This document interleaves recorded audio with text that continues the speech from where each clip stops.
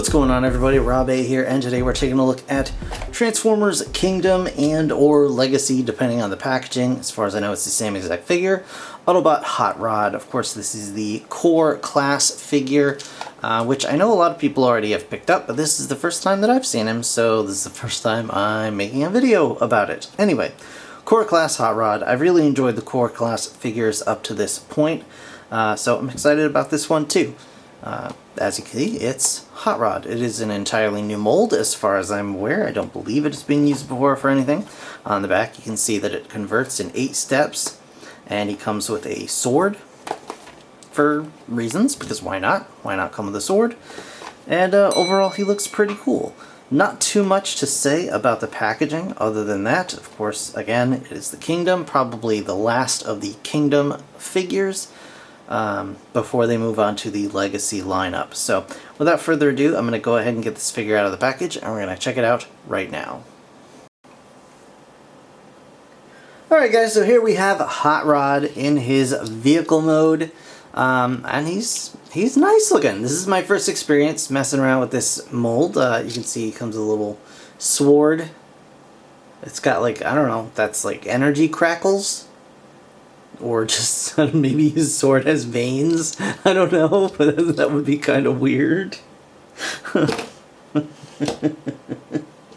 Anyway, yeah.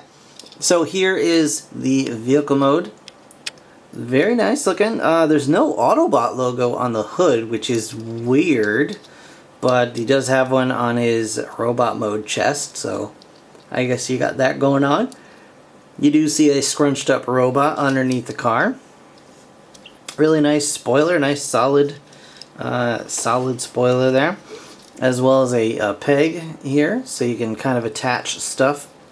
Like his sword, you could, in theory, attach it. Maybe not so great this way, but you can do that. It's probably better when he's actually in robot mode, but you know, it is what it is. So very, very nice, and he rolls really well, surprisingly so. So that's cool. Happy with that, I guess. A little engine picked out in silver there. Yeah, so decent paint job here. I like the flame tampo. Definitely looks better in robot mode. So let's go ahead and get that going on now. So to transform this guy, first thing we are going to do is we're just going to kind of bring this whole section up like that, and we're pretty much done at this point. Oh, this also comes off, and I did not realize that until just now, so that's cool. So yeah, this also comes off. Alright, alrighty then. Next, oh man. Next thing we're going to do is we're going to go ahead and separate the back of the legs. It's a little scrunched in there tight. Hold on, give me just a second here. There we go. And then this whole tail section is going to just come up, except it's caught. There we go. So now these panels are going to come around here. We're going to go ahead and extend the legs up like you would a, kind of like a Combiner Wars figure, really. And we can split the legs like that. Bring these panels down and then fold them up on themselves. And he just has like really chunky back legs, basically, with that whole thing going on there. And you can see his legs are formed.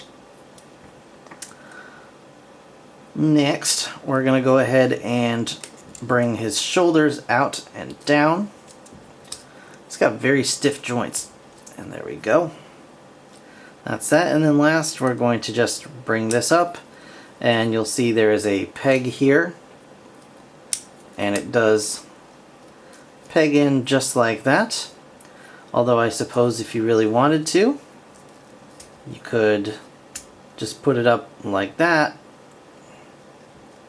and then plug it in backwards if you wanted to. You don't have to, And I don't quite like the gap that gives him in his little body there. So I'm going to go ahead and leave it like this, because this peg does peg into that and kind of tightens everything up nicely.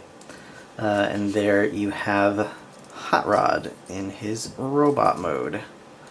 And he has teeny tiny little stumpy forearms. How about that? But he does have the obligatory 3 pipes on his forearm, so that's kind of cool. He's got some decent articulation. The head does rotate. It's just very stiff. No waist articulation. I mean, you know. But you got very nice paintwork on the chest here. The arms can, of course, go up because of that shoulder transformation. Otherwise, they are on a ball joint, so you get some nice motion out of that. You do get a ball joint elbow, but it doesn't do much because, dang, this tiny little forearm it's so tiny, so tiny.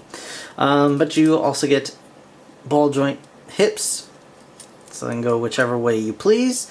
Ball jointed knee, so that can twist around. You do get a full 90-ish, just under 90, because of the way that the leg transforms here. It is just kind of, this whole entire car mode is basically piled on the back of his legs. So you got that going on. But overall, it's a it's a nice little situation going on here. You do get a peg hole here. You do get a big 5mm port here, so you can kind of attach things however you wish.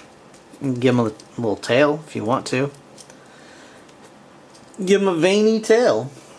Yeah, that's gross. I just grossed myself out. You can't quite, I mean, you could, in theory, move this around in such a way that you can, like, attach this to it, especially if you had it plugged in back here, but not so much. Either way, it's a nice little figure for the size. It's not perfect.